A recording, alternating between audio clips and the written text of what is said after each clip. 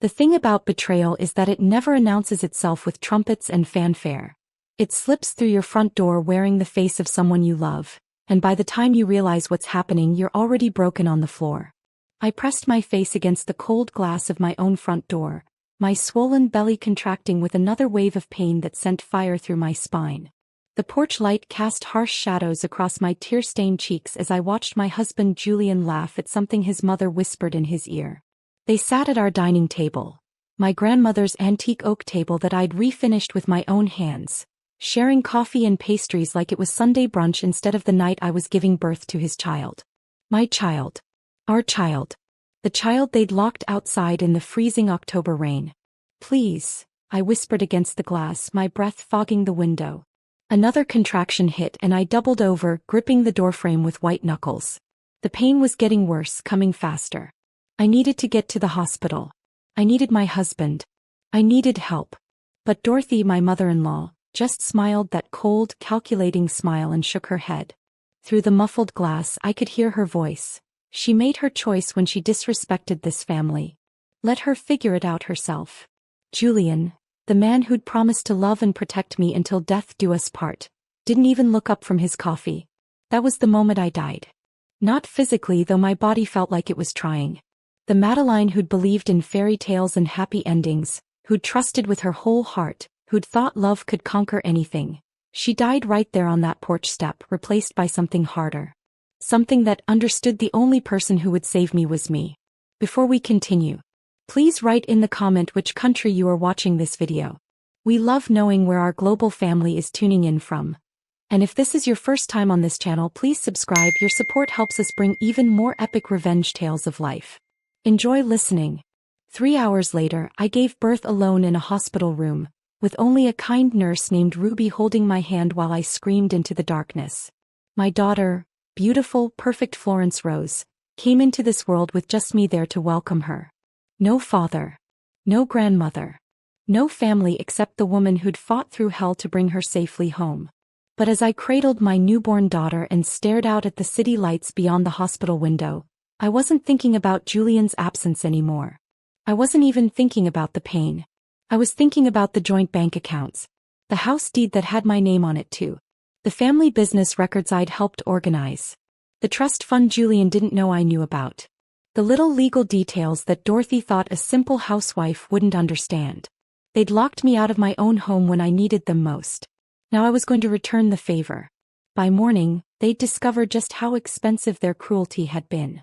And by the time they figured out what was happening, I'd be gone, with their money, their secrets, and the granddaughter Dorothy would never get to meet. Some people say revenge is a dish best served cold. I was about to serve it frozen. 6 months earlier, if someone had told me I'd end up giving birth alone while my husband partied with his mother, I would have laughed. Not because it was funny, but because it was impossible. Julian loved me. We were happy. We were building something beautiful together.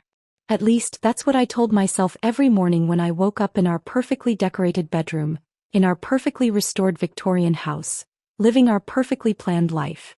The morning that changed everything started like any other Wednesday. I was 7 months pregnant, moving slowly around our sunlit kitchen while Julian rushed through his usual routine.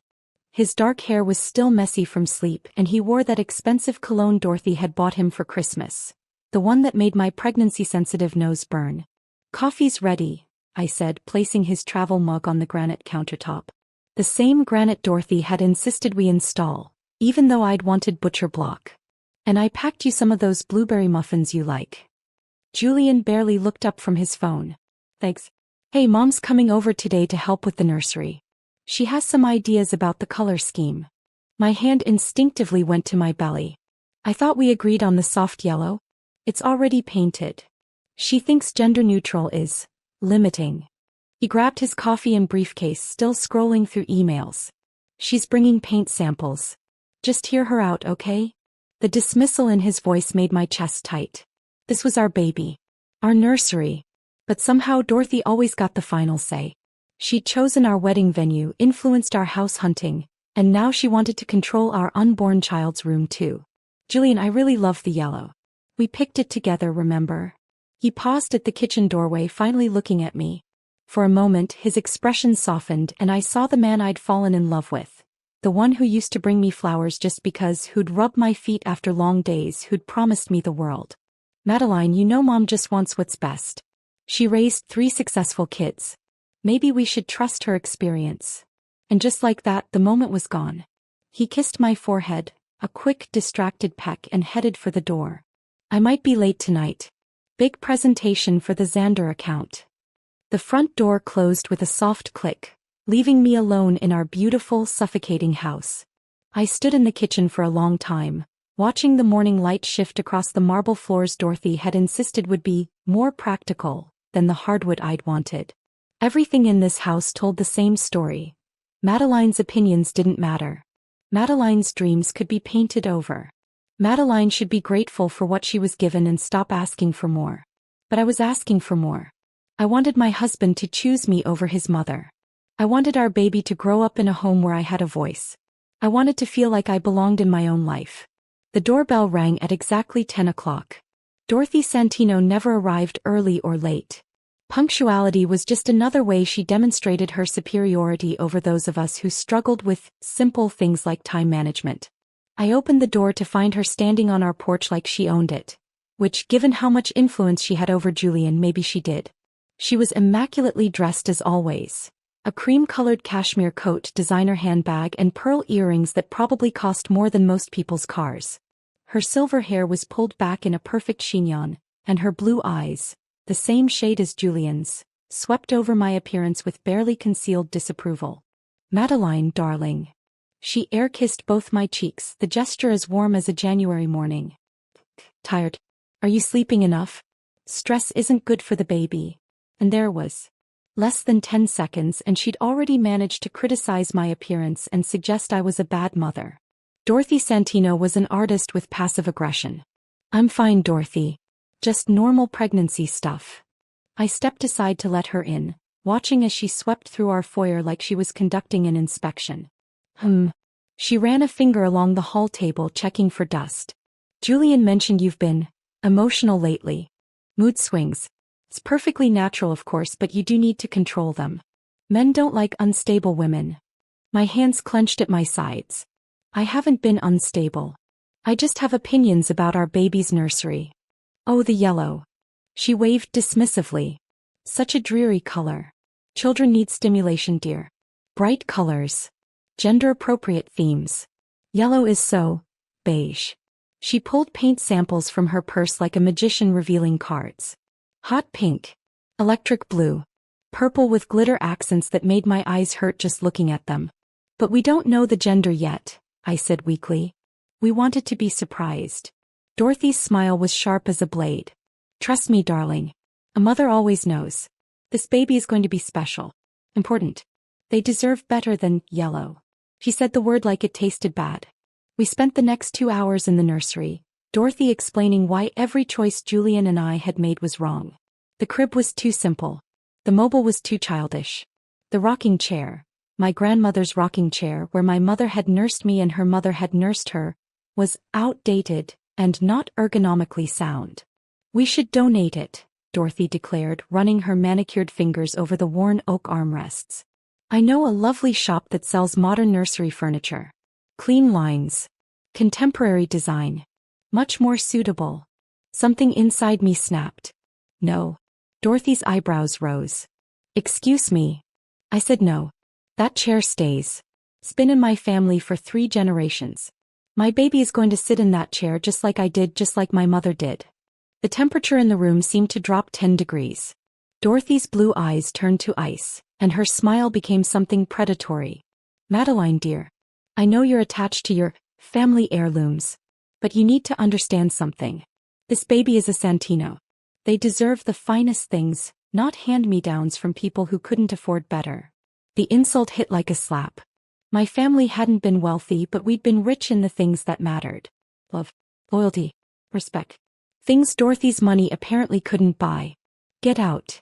The words left my mouth before I could stop them. Dorothy's eyes widened in shock, then narrowed dangerously. I beg your pardon? I said get out. This is my house, my nursery, my baby. And that chair stays exactly where it is. Dorothy stood slowly, her movements precise and controlled. When she spoke, her voice was silk wrapped around steel. "You're making a mistake, Madeline. A very serious mistake. Julian is my son. This family is my family. And if you think you can come between us..." She let the threat hang in the air, then smiled that cold smile again. "Well, we'll see how that works out for you." She gathered her paint samples and her purse, moving toward the door with regal dignity. But she paused in the doorway, looking back at me with something that might have been pity if it wasn't so cruel. "Julian will hear about this, of course. And he won't be pleased. You see, darling, my son values family loyalty above all else. He always has. And when he has to choose between his mother and a wife who disrespects her..." She shrugged delicately. "Well, blood is thicker than water, isn't it?" The front door closed behind her with a soft click that somehow sounded like a gunshot. I sank into my grandmother's rocking chair, my hands shaking as I rubbed my belly. The baby kicked as if sensing my distress, and I whispered soothing words I didn't believe. "It's okay, little one. Mama's got you. Mama's always got you." But even as I said it, I wondered if that was true. Dorothy Santino had just declared war, and I was about to find out just how far she was willing to go to win. I didn't have to wait long. Julian came home 3 hours early, his face stormy and his eyes cold. He didn't kiss me hello. Didn't ask how my day was. Just stood in the kitchen doorway like an avenging angel, his expensive suit wrinkled and his jaw tight. "We need to talk." Julian paced our kitchen like a caged animal, his footsteps sharp against the marble floor. I sat at the breakfast bar, my hands wrapped around a cup of chamomile tea that had gone cold 20 minutes ago, watching the man I'd married transform into someone I didn't recognize. She was trying to help, Madeline. That's what mothers do. They help. She wanted to throw away my grandmother's chair and paint the nursery hot pink before we even know if we're having a girl. "So what?" His voice cracked like a whip. "Maybe pink would be nice. Maybe she knows something you don't. She's raised 3 children. You've raised 0. The words hit like physical blows. I placed my hands on my belly, feeling our baby move restlessly inside me, as if picking up on the tension crackling through the air. "This is our child, Julian. Ours. Not hers." He stopped pacing and turned to face me, his blue eyes, so like Dorothy's, burning with anger I'd never seen before. "She's his grandmother. She has a right to be involved." "Him? How do you know?" "She knows. Trust me, my mother always knows." He resumed pacing, running his hands through his dark hair. "And even if she didn't, even if she's wrong about everything else, you don't get to throw her out of our house like she's some kind of intruder." "Our house." The words felt bitter on my tongue. "It feels more like her house every day." Julian froze. "What's that supposed to mean?" "It means she chose our paint colors. She picked our furniture. She decided where we'd go on our honeymoon.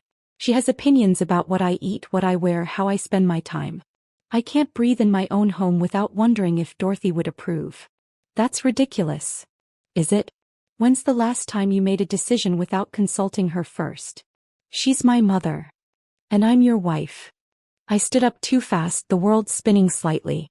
Julian reached out to steady me, but I stepped away from his touch. "I'm carrying your child. Doesn't that count for something?" For a moment, his expression softened. I saw a flicker of the old Julian, the one who used to choose me.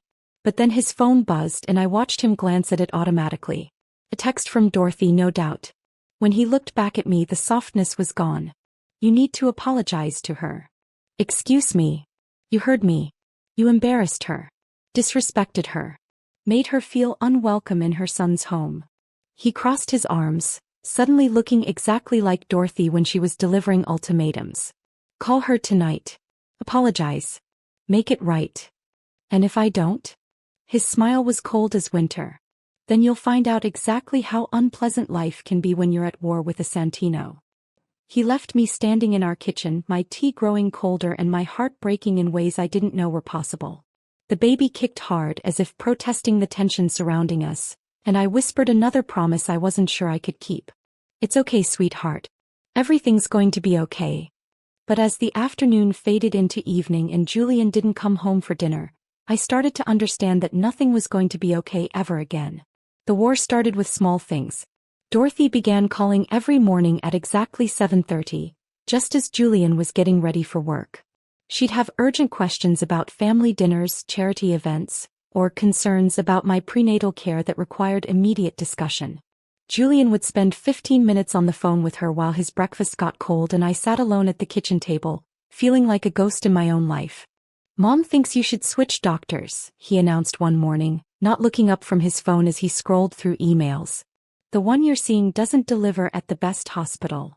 Dr. Eduardo is wonderful. She's been taking care of me since we found out I was pregnant. Mom knows the head of obstetrics at Presbyterian. She can get you in. I don't want to switch doctors 7 months into my pregnancy."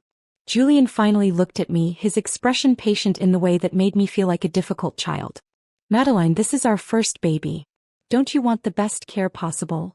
It was a trap, elegantly laid. How could I argue against wanting the best for our child without sounding selfish? But I loved Dr. Eduardo. She listened to my concerns, answered my questions, and made me feel like a partner in my own pregnancy rather than an incubator being managed by committee. Dr. Eduardo is excellent care. Julian's phone buzzed. Another text from Dorothy. "Look, just think about it, okay? Mom's making calls today. She might already have you an appointment." My hands clenched in my lap. "You mean she's making decisions about my medical care without consulting me? She's helping. There's a difference." But I was beginning to understand there wasn't. Not in Dorothy's world. Help and control were the same thing, wrapped in expensive paper and tied with manipulation ribbon. The medical interference was just the beginning.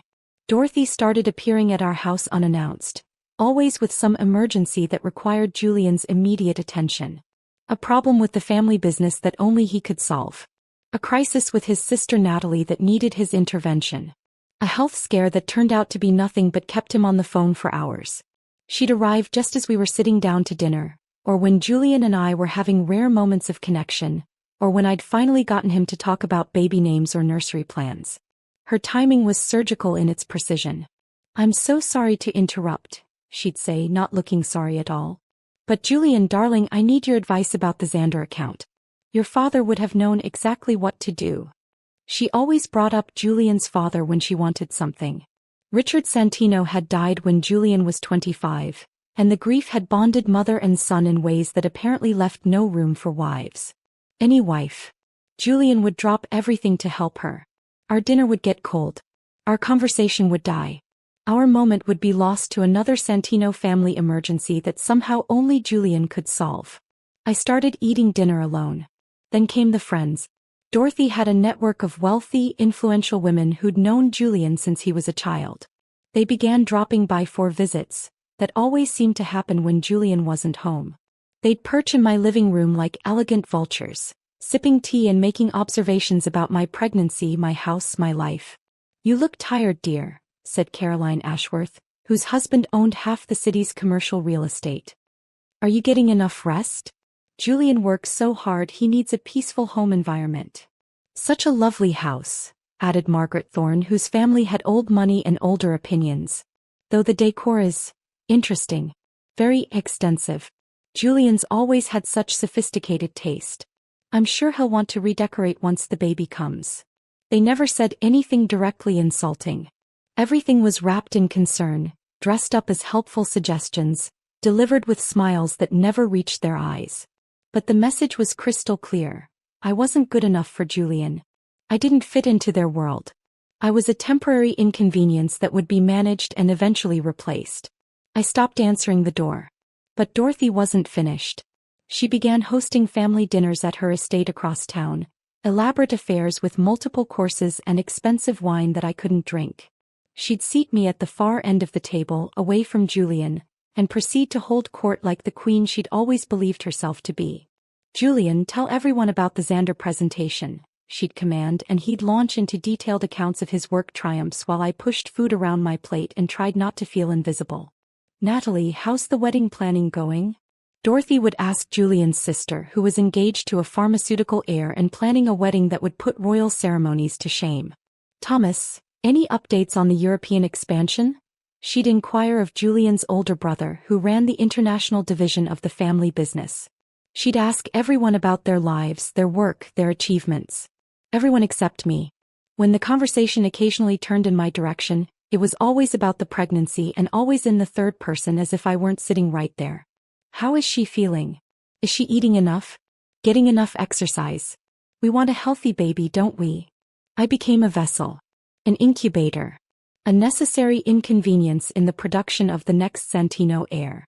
The worst part was watching Julian let it happen.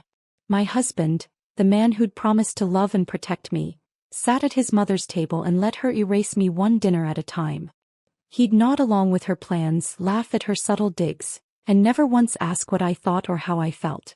On the drive home from one particularly brutal evening, I finally broke. Your mother hates me. Julian kept his eyes on the road. She doesn't hate you. She's just protective. Protective of what? You're a grown man, Julian. You're married. We're having a baby together. She worries that I'm moving too fast. That we didn't know each other long enough before we got married. We'd dated for 2 years and been engaged for 1. How long is long enough? It's not about time. It's about compatibility. Shared values. Understanding what family means. I stared at his profile in the dashboard light, this man I'd thought I knew. What does family mean, Julian? It means loyalty. It means putting family first, always. It means understanding that some bonds can't be broken no matter what. What about the bond between husband and wife? He was quiet for so long I thought he wouldn't answer. When he finally spoke, his voice was softer, almost sad. My mother gave up everything for this family. She could have remarried after Dad died, could have started over somewhere else. Instead, she devoted her life to making sure we succeeded. The business, our education, our futures, all of it exists because she sacrificed her own happiness for ours. And now you have to sacrifice yours for hers? It's not sacrifice when it's love. But sitting in our driveway watching Julian struggle with invisible chains that bound him to a woman who would never let him go, I wondered if he knew the difference anymore. By my 8th month I felt like a prisoner in my own life.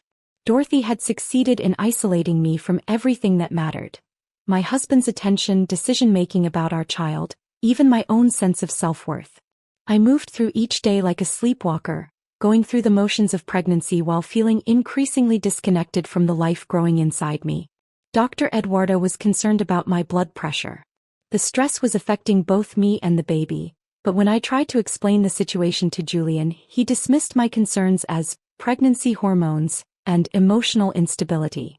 Maybe you should talk to someone, he suggested one morning over breakfast, not looking up from his newspaper. Mom knows an excellent therapist who specializes in prenatal anxiety. Of course she did. I don't need therapy, Julian. I need my husband to support me. I do support you. When do you support me? You haven't taken my side once in 3 months. He folded his newspaper with sharp, irritated movements. There are no sides, Madeline.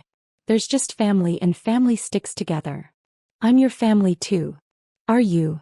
The question hung in the air like poison. Because lately, it feels like you're trying to tear this family apart. I stared at him, this stranger wearing my husband's face, and felt something die inside my chest. Not just love, though that was bleeding out too. Hope. The naive belief that things could get better, that we could find our way back to each other, that our child would be born into a home filled with love instead of war. Fine, I whispered. I'll stop trying. Julian looked almost relieved. Good. Maybe now we can have some peace. But peace in Julian's world meant surrender. It meant letting Dorothy orchestrate every detail of our lives while I played the role of grateful recipient. It meant smiling and nodding while she made plans for my child's future that didn't include my input. It meant disappearing into the background of my own story. I tried. For 2 weeks I swallowed my pride and played the part. When Dorothy suggested switching pediatricians, I nodded. When she presented a list of suitable names for the baby, I said they were lovely. When she announced she'd hired a nanny to help me adjust to motherhood, I thanked her for thinking of everything. Julian was happier than he'd been in months. The tension in our house evaporated, replaced by a harmony that felt like defeat. He started coming home for dinner again, bringing flowers and talking about the future with an enthusiasm that might have been infectious if I weren't dying inside. Mom thinks we should add an extension to the house, he said one evening, his arm around me as we watched television. A proper nursery wing with space for a nanny's quarters. She knows an architect. Of course she does. If he noticed the exhaustion in my voice, he didn't comment on it. And she's already put us on the waiting list for the best preschools. Apparently, you have to apply before the baby's even born. I felt our child kick and I placed my hands on my belly, whispering silently, "I'm sorry, little one. I tried to make a better world for you." The final straw came on a Tuesday night in October. I was 37 weeks pregnant, uncomfortable and exhausted. Julian was working late again. Another emergency that required his attention after hours. I'd made dinner for one and was settling in for another evening alone when the contractions started. At first, I thought they were just Braxton Hicks. False labor. I'd been having them for weeks. But these were different. Stronger. More regular. By 9 o'clock, I was timing them on my phone. 5 minutes apart, lasting 45 seconds each. I called Julian. "I think this might be it," I said when he answered. "The contractions are getting stronger." "Are you sure? Remember what the doctor said about false labor?" Another contraction hit and I gripped the kitchen counter, breathing through the pain. "Pretty sure." "Hey, let me just finish up here. Can you call Mom? She'll know what to do." "Julian, I need you to come home now." "I will, I promise. Just call Mom first, okay? She's been through this before." The line went dead. I stared at my phone in disbelief. My husband, the father of the child I was about to deliver, had just told me to call his mother instead of coming home to help his wife in labor. But the contractions were getting stronger and I needed help. Swallowing my pride, I dialed Dorothy's number. "Madeline, is everything all right? I think I'm in labor. Julian said to call you." "Oh." The pause was telling. "Are you certain? First babies usually take much longer than people expect." Another contraction hit harder than the last. I doubled over, pressing my forehead against the cool granite countertop. I'm pretty certain." "Well, false alarms are very common. Why don't you take a warm bath and see if they stop? If it's real labor, the contractions will continue. If not, you'll save yourself an embarrassing trip to the hospital." "Dorothy, I think. Trust me, dear. I've done this 3 times. You'll know when it's real." She hung up. I stood alone in my kitchen, labor pains rolling through my body like waves, and felt more isolated than I'd ever felt in my life. The 2 people who should have been rushing to help me had both dismissed my concerns and left me to handle the situation alone. Fine. I'd handled everything else alone for months. I could handle this too. I took a shower, packed my hospital bag and called a taxi. By the time I was ready to leave, the contractions were 3 minutes apart and I could barely walk through them. I left a note for Julian on the kitchen table. "Gone to hospital. In labor. Call me." But as I waited for the taxi on our front porch, doubled over with another contraction, I saw Julian's car pull into the driveway. Relief flooded through me. He'd come home. He'd realized this was serious and come to help me. Julian got out of the car, saw me hunched over with pain and rushed up the porch steps. "Madeline, what's wrong?" "Labor," I gasped. "Real labor. The taxi's coming." "Hey, let me just grab my phone charger and..." Another car pulled up behind his. Dorothy's silver Mercedes. My heart sank as I watched her emerge from her car, moving with her usual regal grace. She was dressed for an evening out. Black cocktail dress, pearls, heels that clicked against our driveway like a countdown to doom. "How is she?" Dorothy called out, approaching us with the concerned expression she wore when she wanted to appear caring in public. "I think it's the real thing this time," Julian said, running his hands through his hair. "The contractions are pretty close together." Dorothy looked me up and down like she was evaluating livestock. "First labors usually take 12 to 20 hours. No need to rush." "The taxi's almost here," I panted, gripping the porch railing as another wave of pain crashed over me. "I need to get to the hospital." "Nonsense," Dorothy said briskly. "Hospitals just send you home if you're not far enough along. You'll be much more comfortable here until active labor truly begins." She turned to Julian, dismissing me entirely. "Why don't you help her inside? I brought wine to celebrate. This could be the night we meet our grandchild." Julian hesitated, looking between his mother and his wife in labor. For one shining moment I thought he might choose me. I thought he might tell his mother that his pregnant wife needed to get to the hospital and everything else could wait. Instead he said, "Mom's right. It's probably still early. Let's get you comfortable inside and see how things progress." "Juliano, I need to go to the hospital now." But he was already taking my arm, guiding me toward the front door. "Come on, sweetheart. A few more hours won't hurt. The taxi pulled up just as Dorothy opened our front door. She waved the driver away with an imperious gesture. Sorry, we won't be needing you after all. I watched my escape disappear down the street and something inside me shattered. Not just broke, shattered into so many pieces I knew it could never be put back together again. They led me inside like I was a child having a tantrum instead of a woman in labor. Dorothy immediately took charge, sending Julian to open wine while she evaluated my condition like she was a medical professional instead of a controlling mother-in-law with delusions of grandeur. The contractions aren't that close together, she announced after watching me for 5 minutes. And you're still talking through them. Trust me, dear, when it's time you'll know. But I did know. Every instinct in my body was screaming that this baby was coming and coming soon. The contractions were getting stronger, closer together, more intense. I needed professional medical care, not Dorothy's amateur diagnosis based on her 3 pregnancies from 30 years ago. I want to go to the hospital, I said firmly. Yow. Dorothy's smile turned sharp. Madeline, dear, you're being dramatic. First-time mothers always think they know better than experienced ones, but... A contraction hit that was so powerful I couldn't speak through it. I gripped the arm of our couch, my vision going white around the edges as pain unlike anything I'd ever experienced tore through my body. When it passed, I looked up to find Dorothy and Julian watching me with expressions that made my blood run cold. Not concern. Not sympathy. Annoyance. You're scaring Julian, Dorothy said softly. Perhaps you should go lie down until you can control yourself. Control myself. While in labor. With contractions that were now 2 minutes apart. I'm calling an ambulance, I said, reaching for my phone.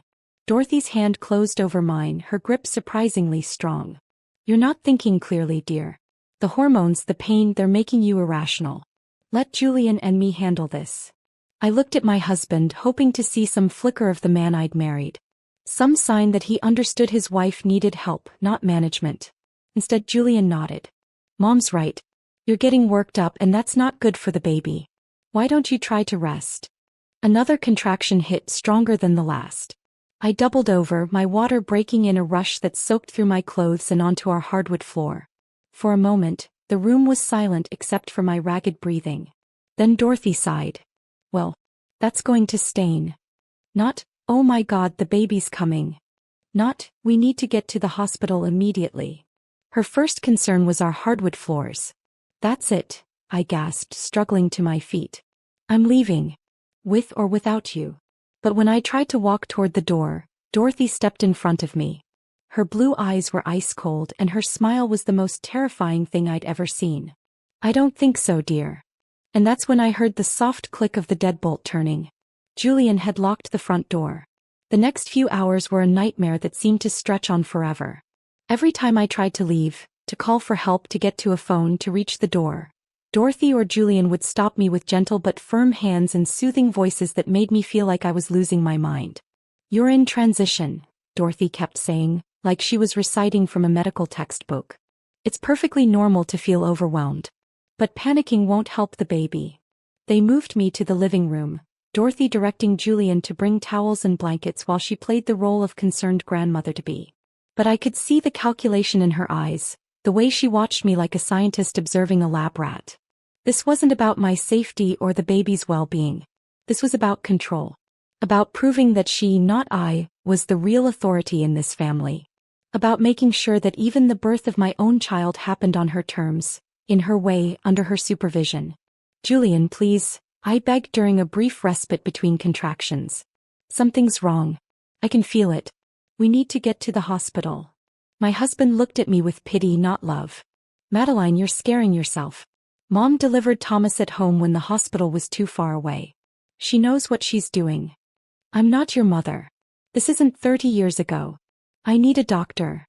You need to calm down, Dorothy said sharply. All this hysteria is putting unnecessary stress on the baby. But the baby was in distress, I could feel it. The movements had changed, become frantic and then worryingly still. The contractions were overwhelming but somehow not progressing the way they should. Something was very, very wrong. Why, baby? I whispered, tears streaming down my face. Please, something's wrong with my baby. Dorothy's expression softened into what might have passed for compassion if you didn't look too closely at her eyes. The baby is fine, dear. You're just frightened. First births are always scary. She knelt beside me, placing her manicured hand on my swollen belly with a possessiveness that made my skin crawl. There's nothing to worry about. I'm here. Julian's here. We'll take care of everything. We'll take care of everything. Not we'll take care of you. Everything. As if I were just another detail to be managed in Dorothy's perfectly orchestrated world. The contractions were getting worse, not better. I was losing time between them, the pain so intense that I could barely think, barely breathe. But through the haze of agony I could see Dorothy and Julian whispering in the corner, their heads bent together like conspirators. Please, I gasped, reaching toward them with a shaking hand. Please help me. Dorothy returned to my side, her smile serene and terrifying.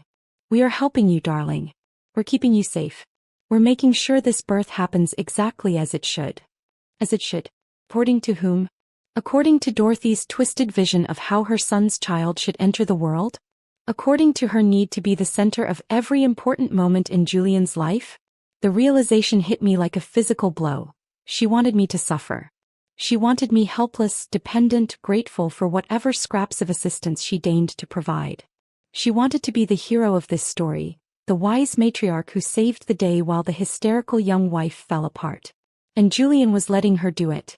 Hours passed in a blur of pain and desperation. I begged, I pleaded, I tried to reason with them. But every attempt to assert control over my own birth experience was met with gentle condescension and firm refusal. You're not thinking clearly, became Dorothy's favorite refrain. Let us handle this. Finally, when the pain became so overwhelming that I couldn't form coherent sentences anymore, when I was sure that both my baby and I were going to die in our living room while my husband and mother-in-law played house, I told them I wanted to take fresh air outside. Dorothy tried to stop me again, but this time around I wasn't going to allow her stop me. You can't go outside in your condition, she'd said. Watch me. I stood up and went outside. I stood there on my own front porch, doubled over as another contraction ripped through me, my hands shaking as I tried to open the door but realized it was locked from inside. I pressed my face against the cold glass of my own front door, my swollen belly contracting with another wave of pain that sent fire through my spine. The porch light cast harsh shadows across my tear-stained cheeks as I watched my husband Julian laugh at something his mother whispered in his ear. They sat at our dining table, my grandmother's antique oak table that I'd refinished with my own hands, sharing coffee and pastries like it was Sunday brunch instead of the night I was giving birth to his child. My child. Our child. The child they'd locked outside in the freezing October rain. Please, I whispered against the glass, my breath fogging the window. Another contraction hit and I doubled over, gripping the doorframe with white knuckles.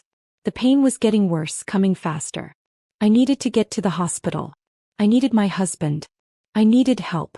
But Dorothy, my mother-in-law, just smiled that cold, calculating smile and shook her head. Through the muffled glass I could hear her voice. She made her choice when she disrespected me. Let her figure it out herself. Julian, the man who'd promised to love and protect me until death do us part, didn't even look up.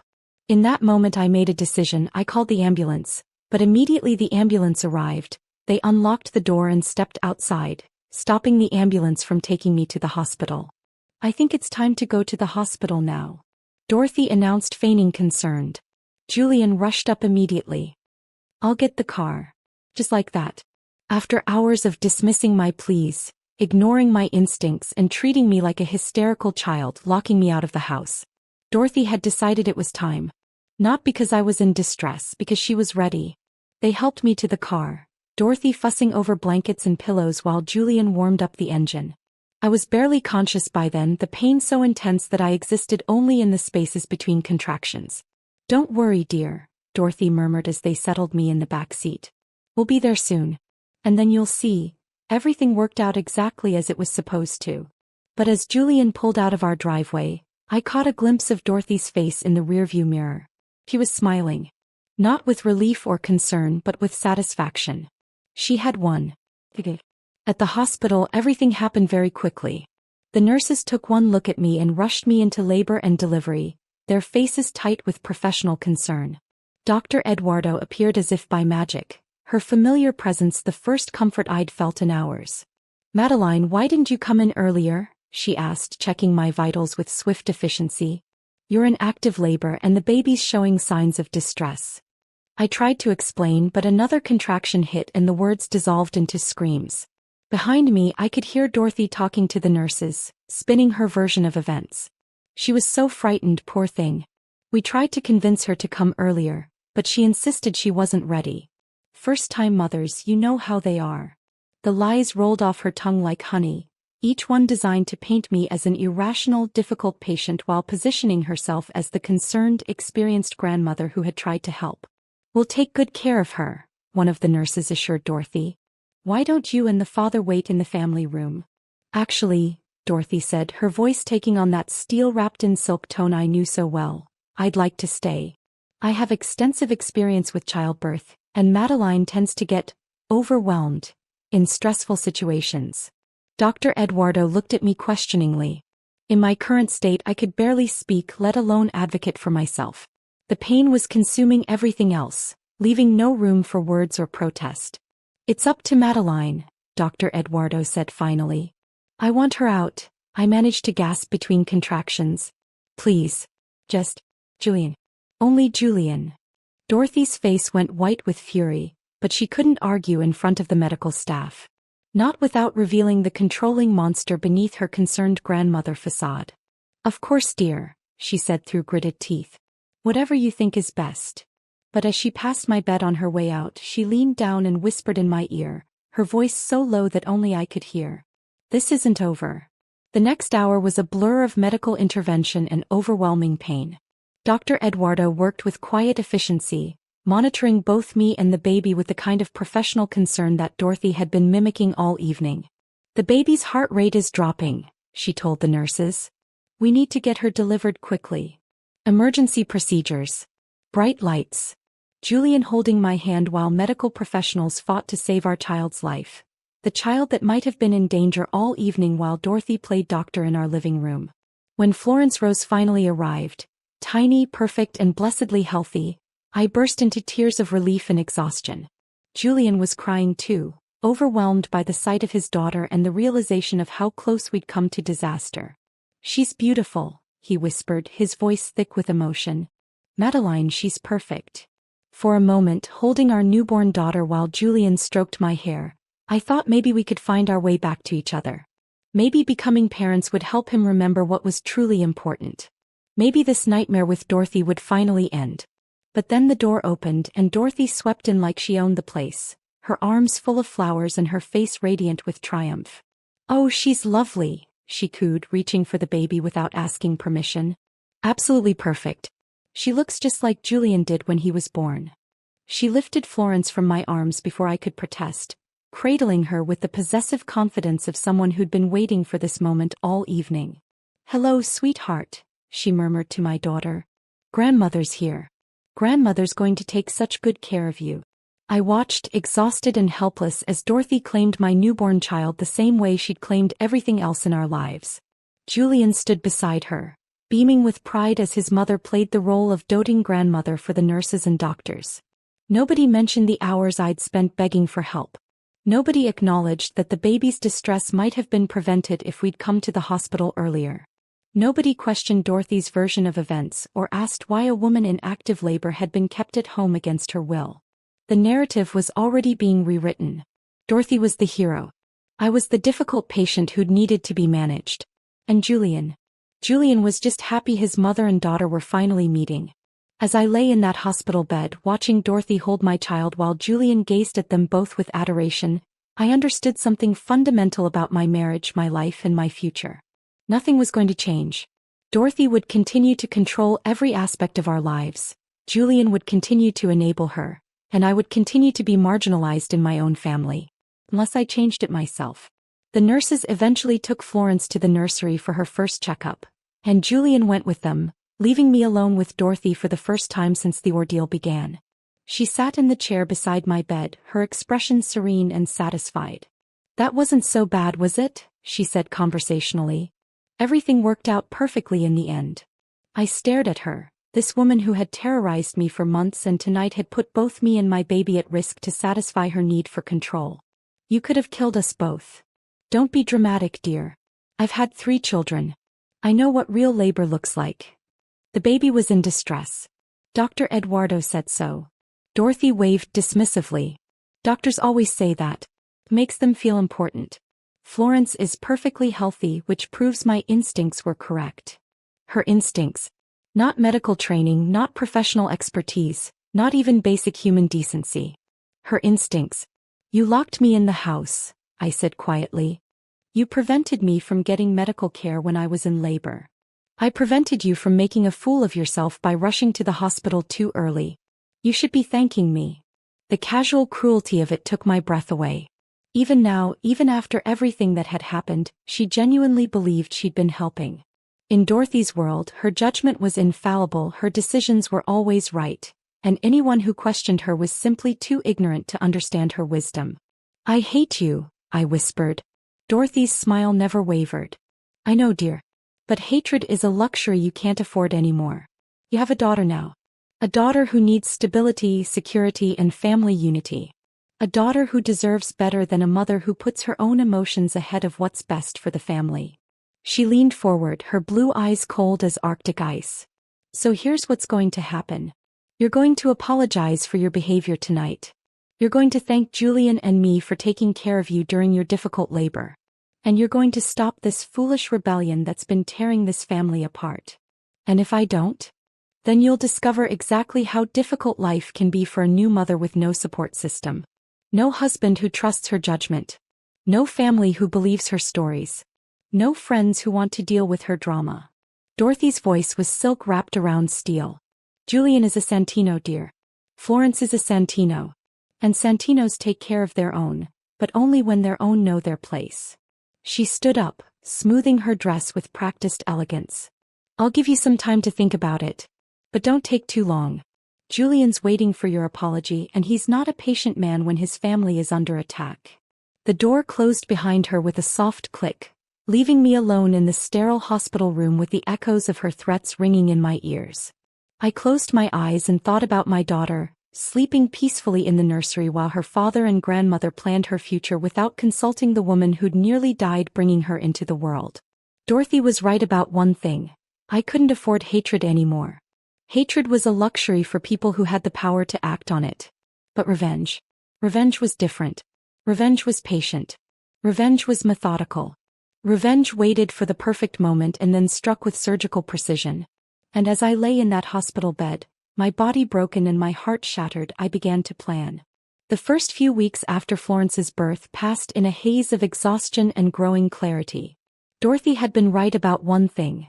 New mothers with no support system faced impossible challenges. What she hadn't counted on was that desperation could be a teacher and isolation could be a gift.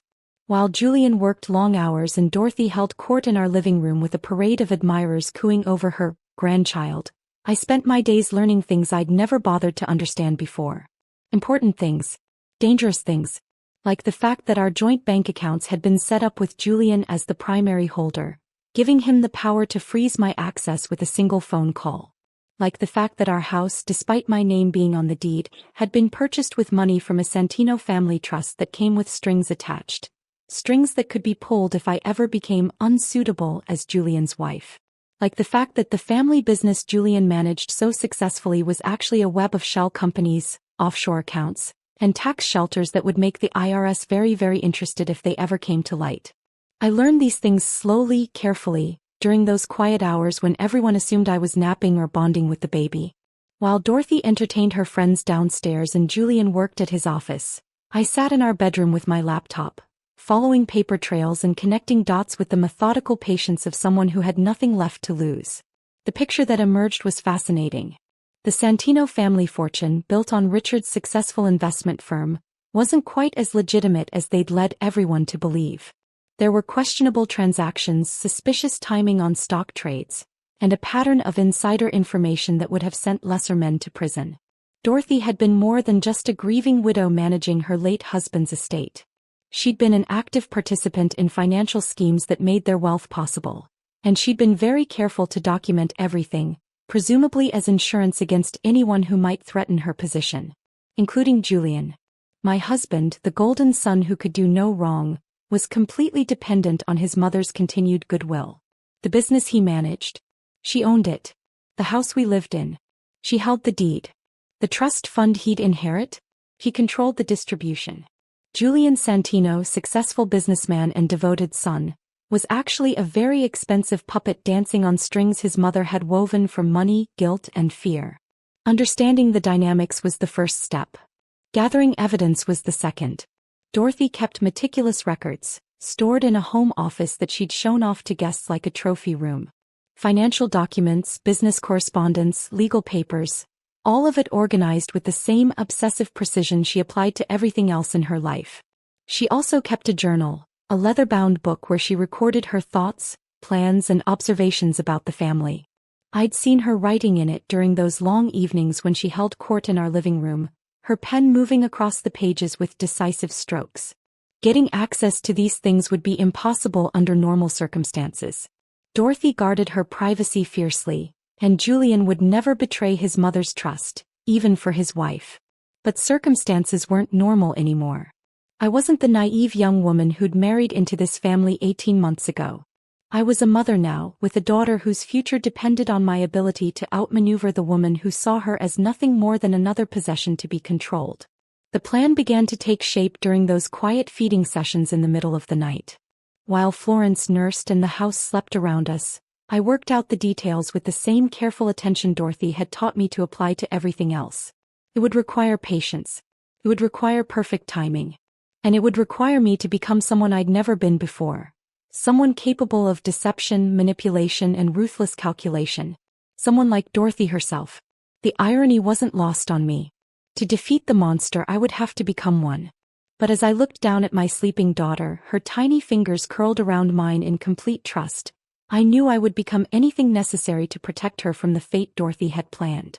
Florence Rose Santino would not grow up to be another puppet in her grandmother's collection. Even if it meant destroying everything else in the process. The key to Dorothy's office came to me through pure luck disguised as disaster. Julian's sister Natalie was getting married in 6 weeks, and the pre-wedding chaos provided perfect cover for my reconnaissance missions.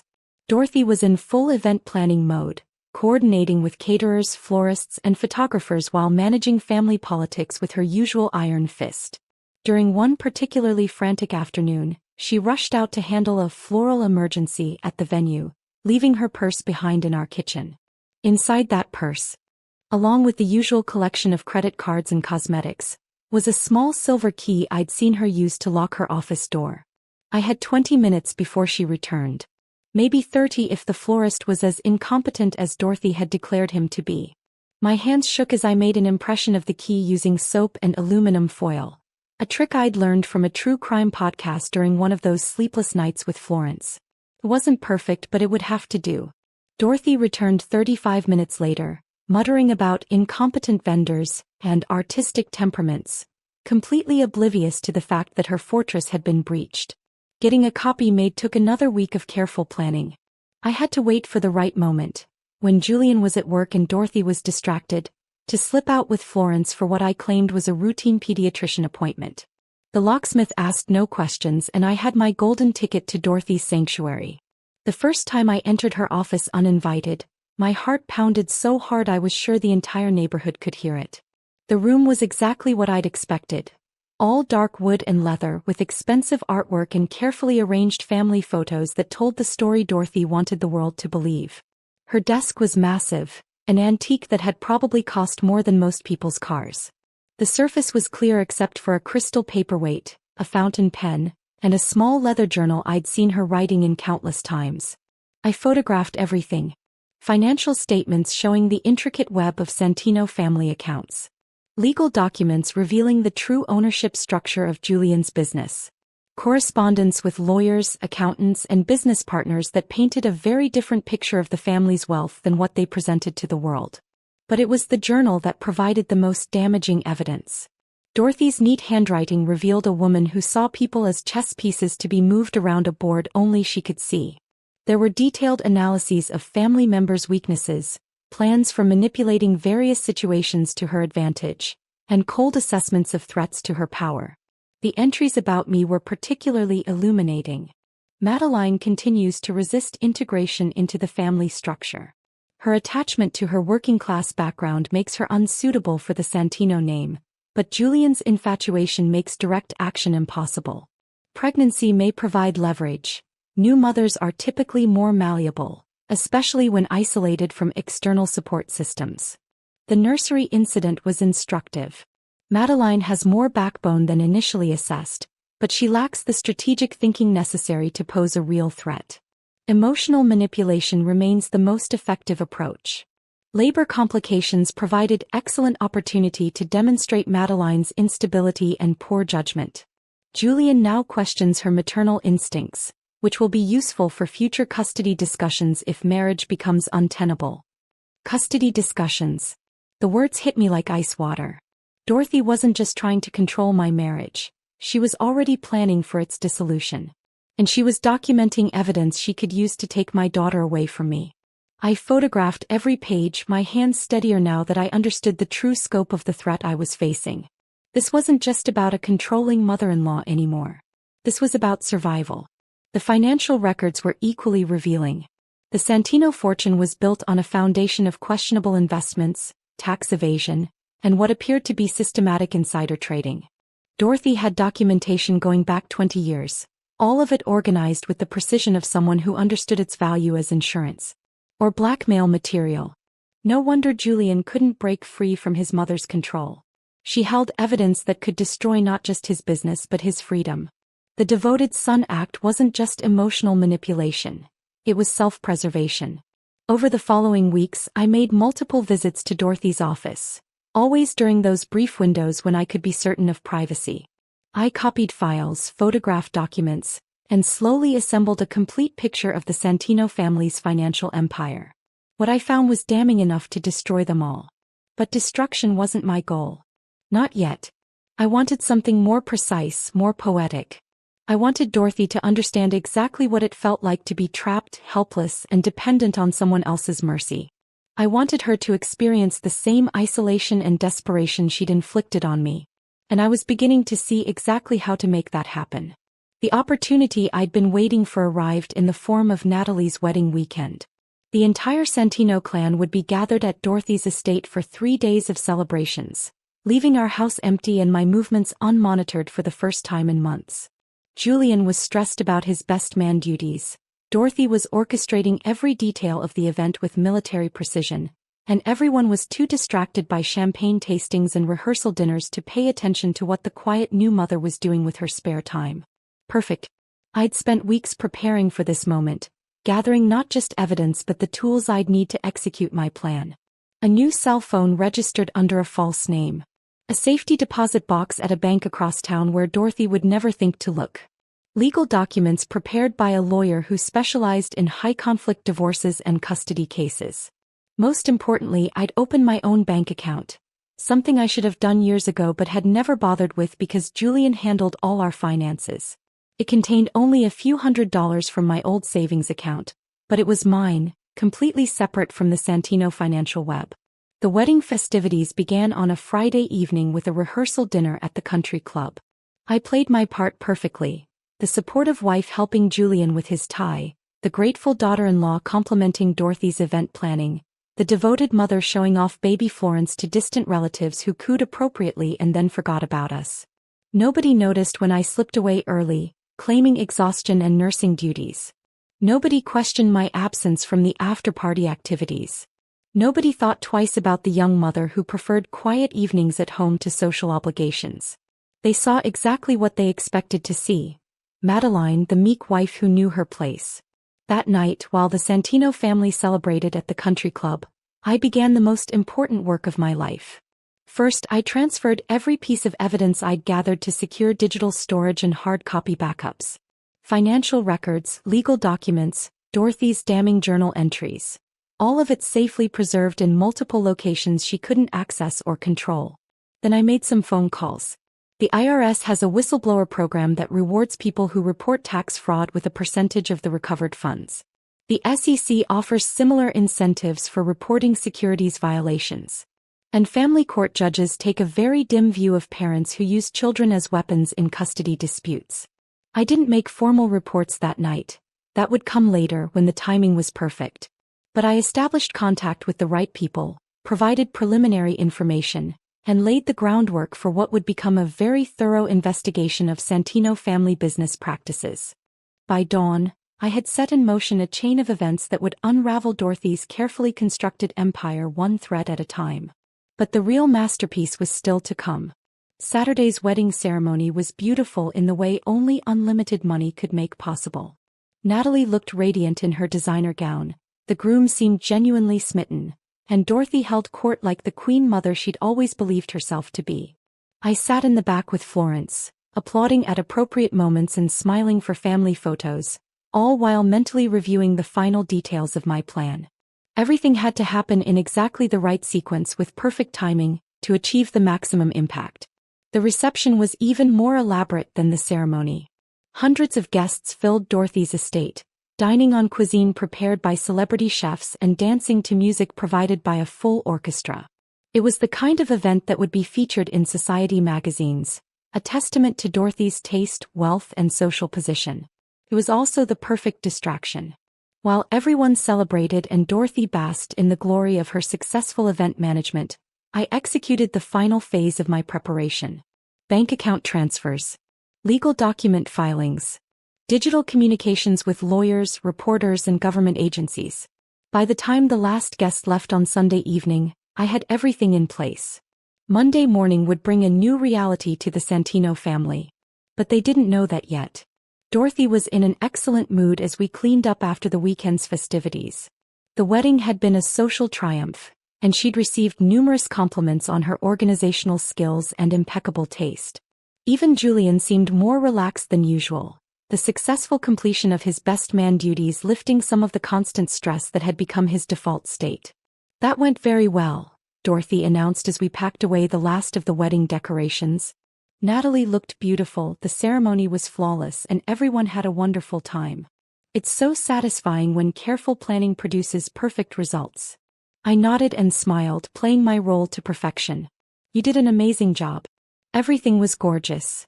"Thank you, dear. I'm glad you appreciate the effort involved." She paused, studying my face with those calculating blue eyes. "You've seemed much more settled lately. Less resistant to family input. Motherhood has matured you." If only she knew how much. "I've been thinking about what you said at the hospital," I lied smoothly. "About putting family first and providing stability for Florence. You were right, I was being selfish and emotional." Dorothy's smile was triumphant. "I'm so pleased to hear you say that. Julian will be thrilled. He's been worried about the tension in the house. I want to do better. For Florence's sake." "Excellent. In that case, I have some ideas about how we might restructure things to work more efficiently for everyone." Dorothy settled into her favorite chair, clearly prepared to outline her vision for my complete capitulation. "I've been thinking about the nanny situation and I believe live-in help would be best. I know the perfect candidate. Very experienced, excellent references, and completely loyal to family interests." Loyal to family interests. Translation: a spy who would report my every move directly to Dorothy. "That sounds wonderful," I said, injecting just the right amount of gratitude into my voice. "I could use the help. And I think it would be beneficial for you to take on more responsibilities with the family business. Nothing too complex, of course, but Julian could use an assistant with his administrative tasks. It would give you a sense of purpose beyond motherhood." Administrative tasks. Access to business records that could be used to further incriminate me if things went wrong. Another chain to bind me to the Santino empire. "I'd love to help however I can." Dorothy beamed at me like I was a particularly promising student who'd finally grasped a difficult concept. "Wonderful. We'll start making arrangements immediately. I have such a good feeling about how things are going to work out." She had no idea how right she was. Tuesday morning dawned clear and cold, with the kind of crisp October light that made everything look sharp-edged and significant. I woke up early, as had become my habit since Florence's birth, and lay in bed for a few minutes listening to the sounds of my family beginning their day. Julian's alarm buzzed at exactly 6:30. He rolled out of bed with a groan, stumbled toward the bathroom, and began his morning routine with the same methodical precision he applied to everything else. Shower, shave, dress, coffee, news, briefcase, goodbye kiss that barely graced my cheek. By 7:45 he was gone. Florence stirred in her bassinet, making the small snuffling sounds that meant she'd be awake and hungry soon. I lifted her carefully, breathing in that sweet baby smell that never failed to calm my racing heart, and settled into the rocking chair my grandmother had carved and my mother had refinished and Dorothy had tried to throw away. "Good morning, my love," I whispered against her soft hair. "Did you sleep well?" She looked up at me with those serious blue eyes, Julian's eyes unfortunately, but set in a face that was pure mine, and I felt the familiar surge of fierce protectiveness that had become my driving force. Everything I was about to do was for her. To give her a future free from Dorothy's manipulations, Julian's weaknesses, and the toxic Santino legacy that would otherwise define her entire life. After feeding and changing Florence, I went downstairs to make breakfast and found Dorothy already in my kitchen, dressed in one of her expensive workout outfits and drinking coffee from my favorite mug. "Good morning, dear," she said without looking up from her phone. "I've scheduled appointments with the nanny candidate for this afternoon and the business administrator position for Thursday. I thought we should move quickly on both fronts." Move quickly? Before I could change my mind or cause more trouble. "That sounds perfect," I said, pouring my own coffee and settling Florence in her bouncy seat. "I'm excited to get started." Dorothy glanced up, studying my face for signs of rebellion or resentment. Finding none, she smiled that satisfied smile I'd learned to hate. "Excellent. Oh, and Julian mentioned you've been having some trouble sleeping? I know a wonderful doctor who specializes in postpartum issues. Very discreet, very understanding about the challenges new mothers face. A psychiatrist. Someone who could document my instability and provide expert testimony about my fitness as a mother if custody became an issue." "I'm actually sleeping much better now," I said truthfully. "I think I was just adjusting to the new routine. But thank you for thinking of me." "Of course, dear. We're family." Family. The word that excused every boundary violation, every manipulation, every casual cruelty she'd inflicted over the past year. We chatted pleasantly while I fed Florence her breakfast, Dorothy outlining her plans for my future with the same casual confidence she'd shown when redesigning my nursery. I nodded and agreed and played the part of the grateful daughter-in-law who'd finally learned her place. She had no idea she was looking at a bomb that was about to explode. After Dorothy left for her morning tennis game, I spent some time with Florence, playing peekaboo and singing lullabies while my mind reviewed the final checklist one more time. Everything was in place. Every contingency had been planned for. Every possible reaction had been anticipated and countered. At 11 a.m. I made the first call. "Mr. Harrison? This is Madeline Santino. I'm ready to proceed with the documents we discussed." My divorce attorney was efficient and thorough. The papers would be ready for filing by the end of the day. The custody motion, supported by Dorothy's own journal entries documenting her attempts to manipulate the situation, would be submitted simultaneously. The second call went to the IRS agent who'd expressed interest in the Santino family's creative accounting practices. "Agent Zander? I have those additional documents you requested."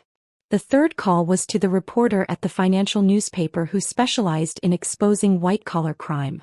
"Ms. Miller? Yes, I'm ready to go on the record." By noon, I had set in motion a series of events that would destroy the Santino family's reputation, fortune, and freedom. But that was just the opening act. The real show would begin tonight. I spent the afternoon playing the perfect mother and wife. I tidied the house, prepared Julian's favorite dinner, and arranged everything to look exactly as it always did. Normal. Domestic. Completely unthreatening. When Julian came home at 6:30, I greeted him with a smile and a kiss that was warmer than usual. "How was your day?" I asked, taking his briefcase and hanging up his coat like I'd done hundreds of times before. "Good. Busy. Mom said you're excited about the new arrangements." "Very excited. I think it's exactly what we need." He relaxed visibly, probably relieved that the months of tension were finally over. His difficult wife had been tamed, his mother was happy, and his life could return to the smooth, predictable patterns he preferred. We had a lovely dinner.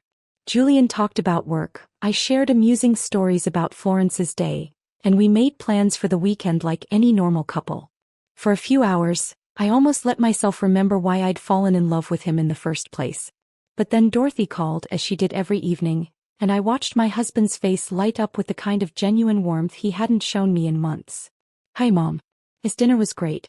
Madeline's been wonderful today." "Wonderful. like a well-trained pet who'd finally learned not to bark at visitors. After Julian went to bed, I sat in the living room with my laptop, putting the final touches on a document that would serve as both explanation and evidence. The story of my marriage, Dorothy's manipulations, and the financial crimes I'd uncovered. Everything documented with the same meticulous attention to detail that Dorothy had taught me to value. It would be published simultaneously on social media, sent to every major news outlet, and delivered to the relevant government agencies. By tomorrow morning, the Santino family would be front-page news for all the wrong reasons. But that still wasn't enough. At 2 a.m. I made one final call. Ruby? It's Madeline. I need that favor we talked about. Ruby, the nurse who'd held my hand during Florence's birth, had become an unexpected ally over the past few months. She'd seen firsthand how Dorothy had tried to control my labor and delivery, and she'd been quietly documenting similar cases of family interference in medical care. Everything's ready, she said quietly. The safe house is prepared and the legal team knows to expect you. Are you sure you want to do this? I looked around the house that had never really been mine, at the life I'd tried so hard to make work, at the marriage that had died the night they locked me out in labor. I'm sure. Then I'll see you tomorrow. Be safe, Madeline. I hung up and walked through my house one last time, memorizing details I'd never see again. The granite countertops Dorothy had chosen. The marble floors she'd insisted upon. The family photos that told the story of Julian's life before me and would continue long after I was gone. In the nursery, I packed a bag for Florence with quiet efficiency. Clothes, diapers, formula, toys. Everything she'd need for the new life we were about to begin. She slept peacefully through my preparations, trusting me to keep her safe even though she had no idea how dramatically her world was about to change. I left 3 envelopes on Julian's pillow. The first contained divorce papers and a custody agreement that would give me primary custody while allowing him supervised visitation. The terms were more generous than he deserved, but I wasn't trying to punish him for being weak. I was trying to save my daughter from becoming another Dorothy victim. The second envelope contained copies of all the evidence I'd gathered about the family's financial crimes, along with a detailed explanation of how Dorothy had manipulated our marriage from the very beginning. Every cruel comment, every power play, every attempt to isolate and control me, all of it documented with dates, witnesses, and supporting evidence. The third envelope was simpler. Just a short note that said everything I'd never been able to tell him while we were married. Julian, I loved you. I loved the man you were before your mother convinced you I was the enemy. I would have spent my life making you happy if you'd let me. But you chose her. Every time you chose her. Now I'm choosing our daughter. Don't try to find us. The legal system will handle custody arrangements and my lawyers will handle everything else. By the time you read this, the world will know who the Santino family really is. You can blame me for that if it helps you sleep at night. But we both know the truth. You did this to yourself. Take care of your mother. She's going to need you more than ever now. Madeline. At 4 a.m., I loaded my sleeping daughter into her car seat and drove away from the house where I'd tried so hard to belong.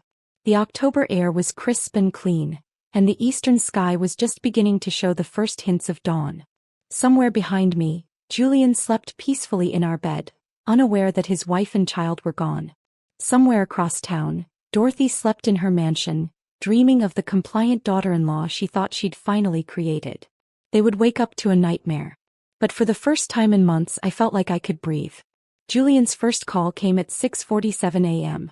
I was sitting in Ruby's kitchen, feeding Florence her morning bottle while the news played on the television in the background. The safe house was a small apartment across town, furnished with the basics and stocked with everything we'd need for the next few weeks. My phone buzzed against the counter, Julian's name flashing on the screen. I let it go to voicemail.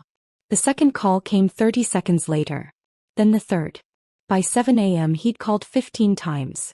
Finally I answered. Madeline. His voice was raw, desperate. Where are you? Where's Florence? What the hell is going on? I assume you found my letters. Letters? Madeline, there are reporters outside our house. There are federal agents asking questions about the business. Mom's having some kind of breakdown. You need to come home right now and explain what you've done. The panic in his voice was almost satisfying. Almost. I'm not coming home, Julian. There is no home anymore. What are you talking about? Madeline, you're scaring me. Whatever's wrong, we can fix it. Just come back and we'll work it out. Like we worked out the nursery?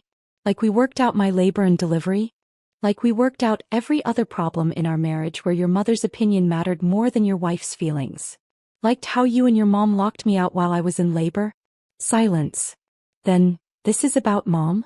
Madeline, if you're upset about... I'm not upset, Julian. I'm done. I could hear Dorothy's voice in the background, shrill and demanding. Probably asking who he was talking to, what I was saying, how they could regain control of the situation. Madeline, please. I love you. Florence needs her father. Florence needs a father who puts her first. A father who protects her from toxic people instead of enabling them. A father who chooses his family over his mother. I do choose family. You are my family. No, Julian. I was never your family. I was just the woman you married while waiting for your mother to approve of your choices. The line went quiet except for the sound of his breathing and Dorothy's increasingly frantic voice in the background. Madeline, he said finally, his voice breaking. Please don't take my daughter away from me. I'm not taking her away. I'm keeping her safe. There's a difference. I hung up and turned off the phone. Within an hour, the news had broken wide open. Financial empire built on fraud. The Santino family's dark secrets exposed. The headlines screamed across every major news outlet, supported by the mountain of evidence I'd provided to reporters and investigators. Bank records showing systematic tax evasion. Investment documents revealing insider trading. Email correspondences that painted a picture of deliberate, calculated financial crimes spanning 2 decades. But the most damaging revelations came from Dorothy's own journal. Her cold, calculating assessments of family members as chess pieces to be manipulated. Her detailed plans for controlling Julian's marriage and isolating his wife. Her documented attempts to interfere with medical care during childbirth to establish grounds for custody challenges. The woman who'd presented herself as a devoted mother and doting grandmother was revealed as a master manipulator who saw people as tools to be used for her own benefit. The public reaction was swift and brutal. Social media exploded with commentary about the case. #Santino scandal began trending within hours. Women shared their own stories of toxic mothers-in-law and controlling families. Legal experts weighed in on the evidence and its potential criminal implications. Most devastatingly, other victims began coming forward. Julian's ex-girlfriends who'd been driven away by Dorothy's interference. Former business partners who'd been cheated or manipulated. Employees who'd been fired for questioning unethical practices. A pattern of abuse and control that stretched back years, all centered around Dorothy's need to dominate everyone in her orbit. By noon, federal agents had raided both the family business and Dorothy's estate. Julian had been taken in for questioning. And Dorothy herself had been arrested on charges of tax evasion, securities fraud, and conspiracy. The empire she'd spent decades building crumbled in a single morning. My phone started ringing again around 2 p.m. Not Julian this time, he was probably too busy talking to lawyers and federal investigators. This call came from Thomas, Julian's older brother. Madeline, what the hell have you done? Thomas had always been the coldest of the Santino children, the one most like Dorothy in his calculating approach to relationships. His wife had left him 2 years ago, taking their children and citing irreconcilable differences that everyone knew meant he'd chosen his mother over his marriage. I told the truth, I said simply. You've destroyed this family. Destroyed lives. For what? Because Mom hurt your feelings. Your mother tried to take my child away from me, Thomas. She documented her plans in her own handwriting. She interfered with my medical care to create evidence of my unfitness as a mother. She manipulated every aspect of my marriage to isolate me from my husband. That's ridiculous. Mom loves Julian. She loves you. Your mother loves control. He loves power. She loves being the center of everyone's universe. But she doesn't love people, she collects them. You're insane. Maybe. But I'm also free. Thomas hung up, but the calls kept coming. Natalie, sobbing about her honeymoon being ruined by scandal. Family friends demanding explanations. Lawyers trying to gauge my willingness to cooperate with various investigations. I ignored them all. That evening, Ruby brought me dinner and the latest news updates. The Santino story had gone national, picked up by networks hungry for a scandal that combined family drama, financial crime, and a sympathetic young mother fighting against a controlling dynasty. "How are you holding up?" Ruby asked, settling into the chair across from mine while Florence played on a blanket between us. "Better than I expected." It was true. Despite the chaos I'd unleashed, despite the uncertain future ahead, I felt calmer than I had in months. For the first time in a year, I feel like myself again. "Any regrets?" I looked down at my daughter, who was gumming a teething ring and babbling contentedly to herself. She had no idea that her world had been turned upside down, that her father was facing criminal charges, that her grandmother was in federal custody. All she knew was that her mother was there, holding her, keeping her safe. "No," I said firmly. "No regrets." The next morning brought Julian to my door. He looked terrible, unshaven, hollow-eyed, wearing the same clothes he'd had on the day before. The confident businessman had been replaced by a broken man who'd lost everything in the span of 24 hours. Ruby answered the door but let me decide whether to speak with him.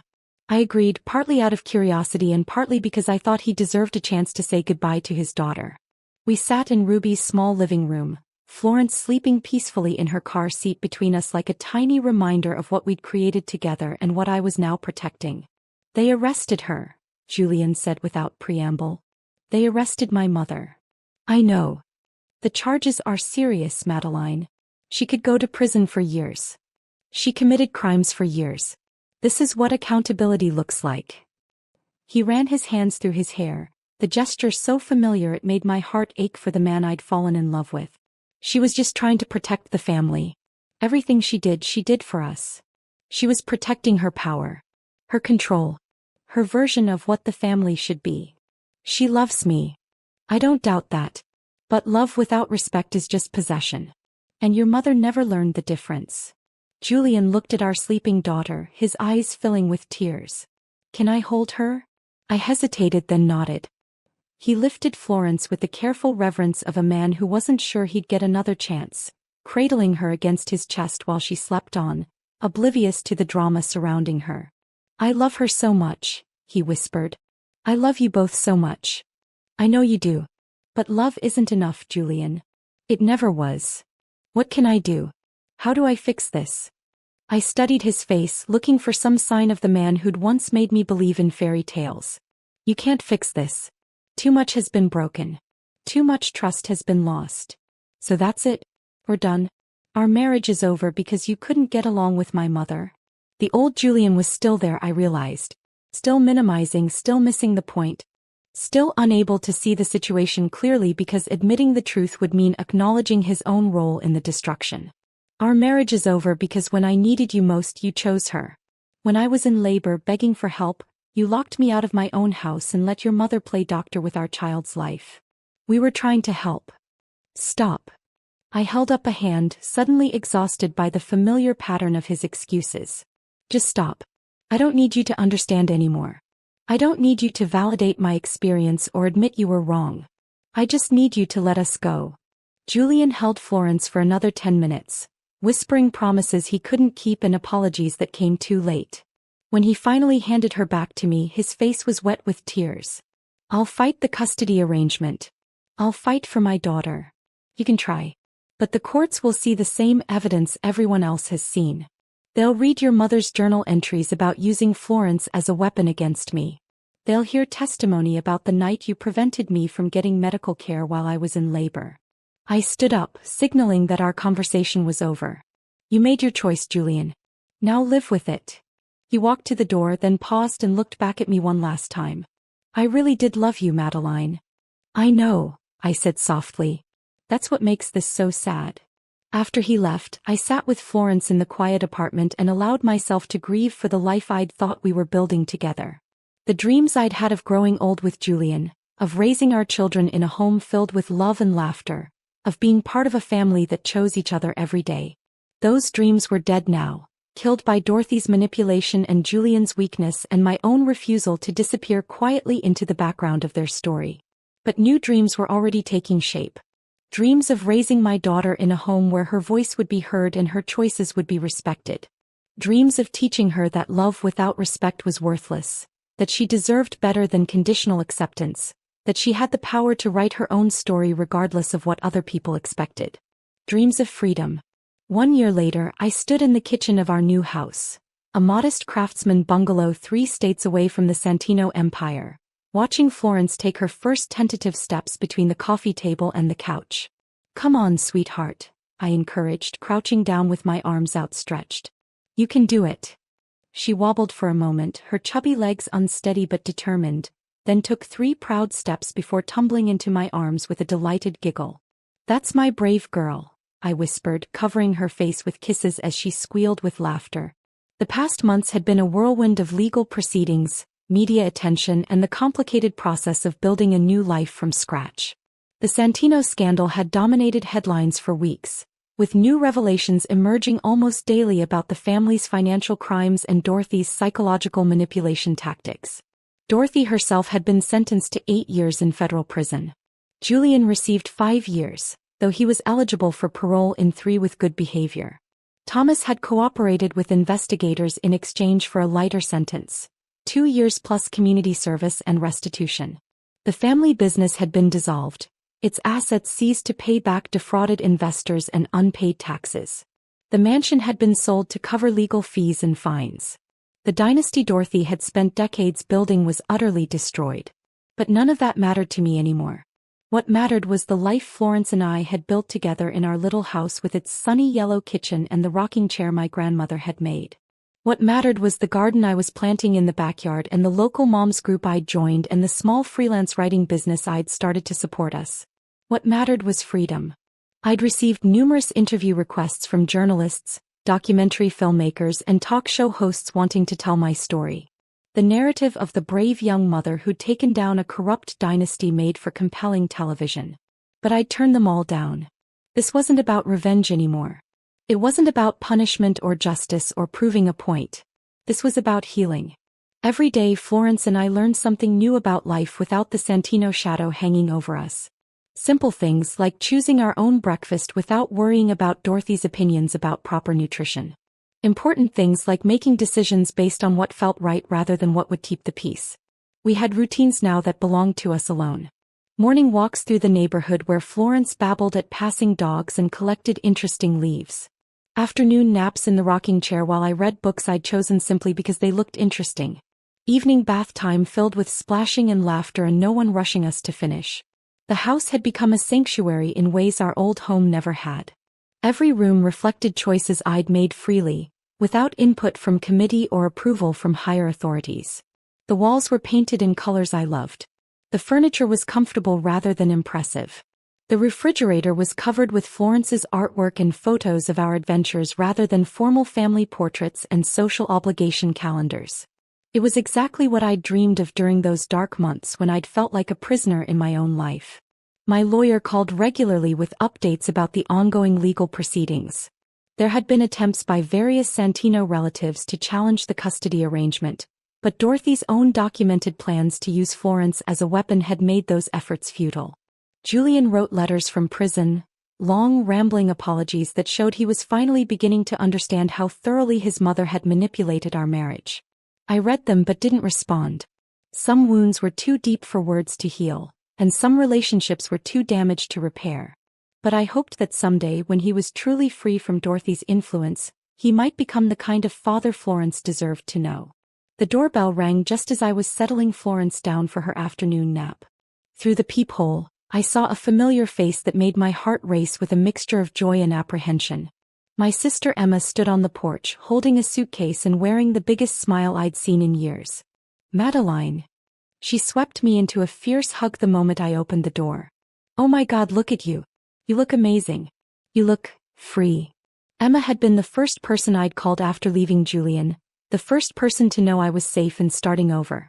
But this was her first visit to our new home, her first chance to see the life Florence and I had built from nothing. "Look at this place," she marveled, wandering through the small rooms with obvious delight. It's exactly what you always said you wanted." "It's exactly what I never knew I could have," I corrected. We spent the afternoon catching up while Florence showed off her new walking skills and Emma cooed over every developmental milestone I documented in the baby book Dorothy had once criticized as sentimental nonsense. So what's next? Emma asked as we sat on the back porch, watching Florence explore the garden while the late afternoon sun painted everything golden. I don't know, I admitted. For the first time in my adult life, I get to figure that out as I go. No 5-year plan? No strategic objectives? No committee meetings to determine the best path forward. I laughed, remembering the Madeline who'd married Julian with a detailed timeline for house buying, baby making, and career advancement. That woman had been so sure she could control her future by making the right choices and pleasing the right people. No plans beyond making sure Florence grows up knowing she's loved for exactly who she is. That's a pretty good plan, Emma said softly. That evening, after Emma had left for her hotel and Florence was asleep in her crib, I sat in my grandmother's rocking chair and allowed myself to think about the future for the first time in months. There would be challenges ahead. Single motherhood was hard even without the complications of a highly publicized divorce and a co-parent in prison. Money would be tight until my business grew. Florence would have questions about her father and grandmother that I'd have to answer honestly but age-appropriately. But there would also be possibilities I'd never imagined when I was trapped in the Santino web of expectations and obligations. Florence could grow up anywhere we wanted to live. She could pursue any interests that caught her attention. She could be anything she wanted to be without the weight of family legacy dictating her choices. Most importantly, she would grow up knowing that her voice mattered. That her opinions were valued. That love without respect was no love at all, and she deserved better than conditional acceptance from anyone in her life. As I rocked in the chair that had held 3 generations of strong women, I made the same promise I'd whispered to my unborn daughter during those dark nights when I'd first realized I was trapped. I would always choose her. I would always protect her. I would always make sure she knew she was enough, exactly as she was. The house settled around us with small creaks and sighs, the sounds of a home that was truly ours. Outside, the neighborhood was quiet except for the distant sound of children playing and dogs barking. The ordinary symphony of ordinary people living ordinary, beautiful lives. For the first time since I'd said I do to Julian Santino, I felt genuinely at peace. Dorothy had been wrong about so many things, but she'd been right about one. Some bonds couldn't be broken no matter what. The bond between a mother and daughter who chose each other every single day was unbreakable. And that was the only family legacy that mattered.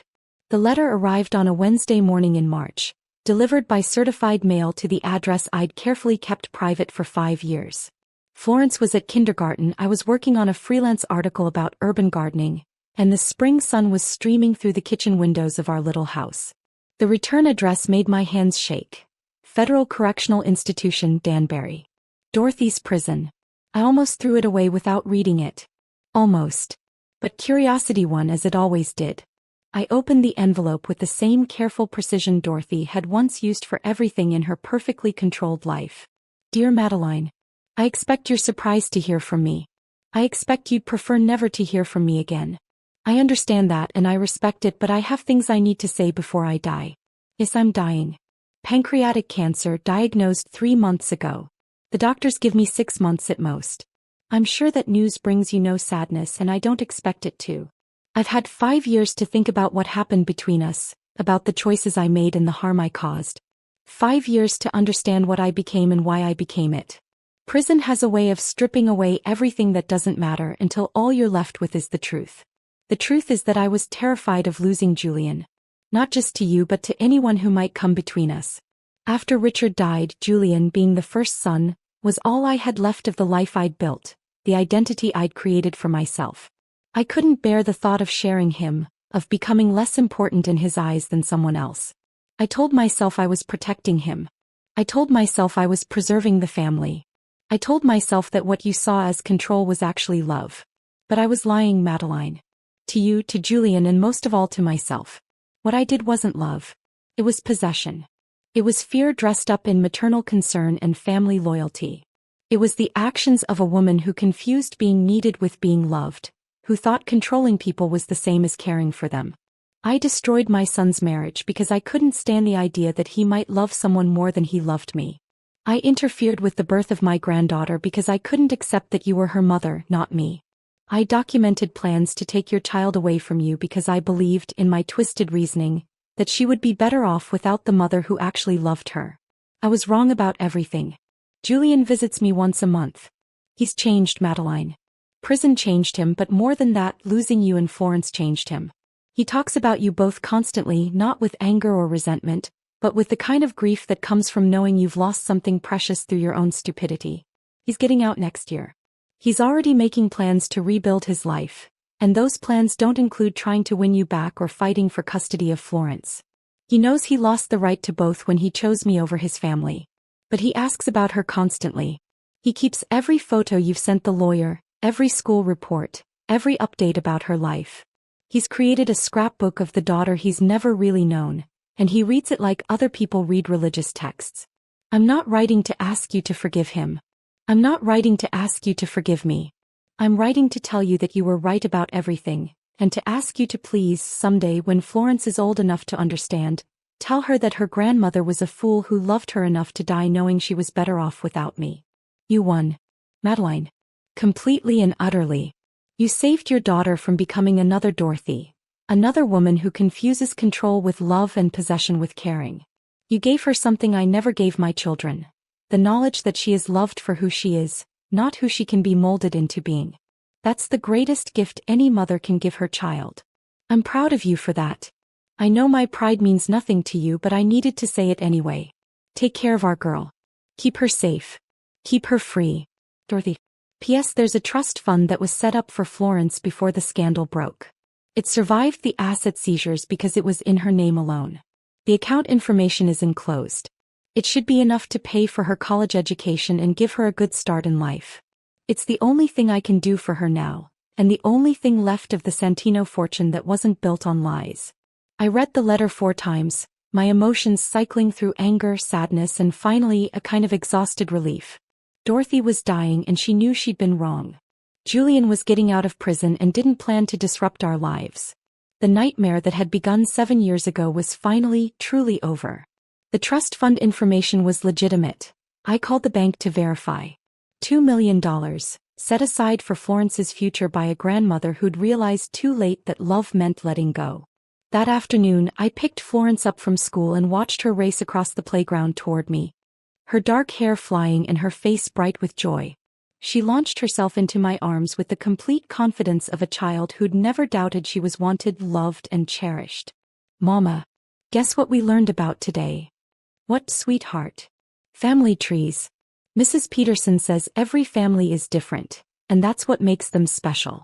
Sarah has 2 moms and Tommy lives with his grandpa, and I have the best mama in the whole world. She hugged me fiercely and I breathed in the scent of playground dirt and strawberry shampoo, of childhood and innocence and all the possibilities that lay ahead for this brave little girl who would grow up free. You're pretty special yourself, Florence Rose. I know, she said with the supreme confidence of a 6-year-old who'd never been told she wasn't enough. Mrs. Peterson says we're going to draw our family trees tomorrow. Can you help me tonight? Of course. That evening we sat at our kitchen table with colored pencils and construction paper, creating Florence's version of our family tree. It was simple and beautiful. Just the 2 of us, plus Aunt Emma and her husband and their new baby, plus Ruby who'd become like a grandmother to Florence, plus our neighbors the Johnsons who helped with babysitting and shared their garden vegetables with us. What about Daddy? Florence asked, pausing with her green pencil halfway to the paper. She knew she had a father. I'd shown her pictures and told her age-appropriate stories about Julian, always emphasizing that he loved her very much but couldn't be with us right now. She'd accepted this explanation with the matter-of-fact practicality of children who adapt to whatever reality they're given. You can put him on there if you want to. She considered this seriously, then drew a small stick figure at the edge of the paper. He's far away, but maybe someday he can visit. Maybe someday, I agreed. She didn't ask about grandparents because in her world, Ruby filled that role perfectly. Dorothy and Richard Santino were just names from stories, no more real to her than characters in a book. Which was exactly how I wanted it. After Florence went to bed, I sat in my grandmother's rocking chair and read Dorothy's letter one more time. Then I walked outside to our small backyard, where the garden I'd planted 5 years ago now bloomed with vegetables and flowers I'd chosen simply because they were beautiful. I lit a match and watched Dorothy's letter burn, the words turning to ash and floating away on the spring breeze. Some endings I realized were actually beginnings. And some victories were worth every battle it took to win them. Inside, Florence slept peacefully in her bed, surrounded by books and toys and drawings of our little family. Tomorrow she'd wake up knowing she was loved, knowing she was safe, knowing she had the power to choose her own path through life. Dorothy had been right about one thing. That was the greatest gift any mother could give her child. And it was a gift that would keep giving generation after generation, long after the Santino name was forgotten and the price of freedom was just a story we sometimes told about the brave woman who'd refused to disappear quietly into someone else's expectations. The woman who'd chosen love over loyalty, truth over peace, and her daughter's future over her own past. The woman who'd learned that sometimes the most loving thing you can do is walk away. And sometimes walking away is how you win everything that matters.